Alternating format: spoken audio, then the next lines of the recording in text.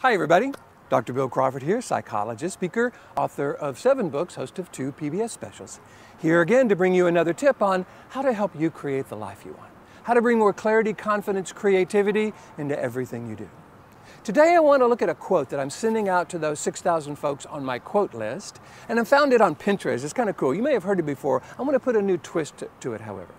It says, the 2 problems in life, the 2 main problems in life come from either acting without thinking or just thinking and thinking and thinking without acting. Now, on some level, the quote stands by itself. I mean, we've all seen other people, maybe we've done it ourselves, kind of act without thinking. We say something, we do something, later on we're going, oh man, what was I thinking? We weren't, we were just reacting. Now, for those of you who follow my Life from the Top of the Mind philosophy, you know that's because there is a certain part of the brain that is supposed to act without thinking. If we have something coming at our head and we catch it in our peripheral vision, if we have to think, you know, something is coming at my we'll get hit with it. So there's a part of the brain, the limbic system, that kind of scans the environment for any kind of threat or danger, and if it catches something in our peripheral vision, we duck, we act without thinking.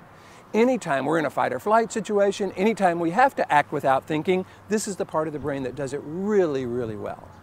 The problem is, it is kind of scanning the environment for threats and negative information all the time, and sometimes reading into situations that aren't particularly negative, that don't require a fight or flight response, but it reacts that way anyway.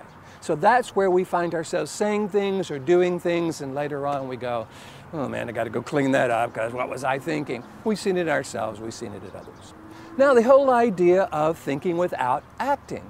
Now, when I say thinking without acting, I almost think what we're really saying is we're worrying without kind of taking any kind of action. We're ruminating on some particular situation. Because if we're really thinking about it, then what we're also doing is making a plan of action. But when we're just sitting there going, gosh, I don't know, this might happen, what if this happens? Or what if we had this great idea? And, you know, we don't do anything about it, and then somebody else does, and we kind of go, oh man, I kind of wish I'd have acted on that. It's not a big deal. But if we have a great idea and we're afraid of acting on it because we're afraid of rejection, or we're afraid of it not working, or something fear-based in there, then when we don't do it, we feel extra bad because we've been giving in to fear. We've been trusting fear. There was a quote that basically says, what would you do if you knew you could not fail? I love that, because it really it shows us how fear gets in the way sometimes of our action. So again, it's this middle part of the brain. It's this part of the brain perceiving a situation as dangerous. And if we see rejection as dangerous, or failure as dangerous, maybe it means something about us that we are afraid to look at or don't want to admit. Now we find ourselves just ruminating and ruminating. Thinking without acting can be a problem. So, what's the solution?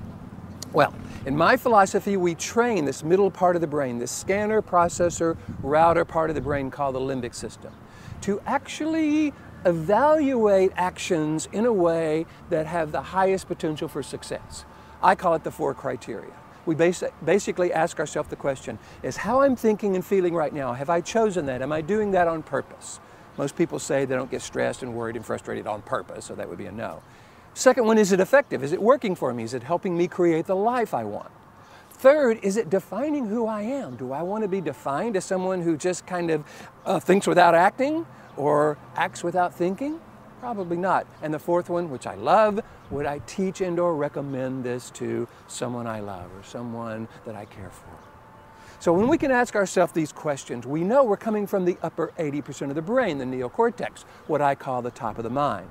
These are all top of the mind questions, and they make sure that when we are thinking, whatever action comes from that is very purposeful, it's effective, it defines who we are, and we would teach and or recommend it to someone we love.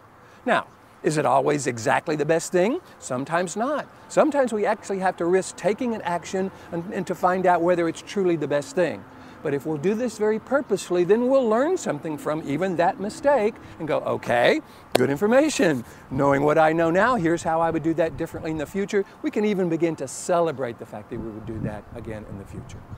So if you find yourself kind of stymied by acting without thinking, having to go back and clean up things that you wish you'd been more thoughtful on, or thinking, worrying, ruminating without acting, I'm encouraging you to recognize that what's going on in the brain and that you can do something about it. If you want me to come, by the way, and kind of talk to your organization about how to bring more thought and purposefulness into your actions, how to take action on ideas that you really believe in, that's what I love to do. Go to my website, BillCrawfordPh.com. Let me know what you're interested in.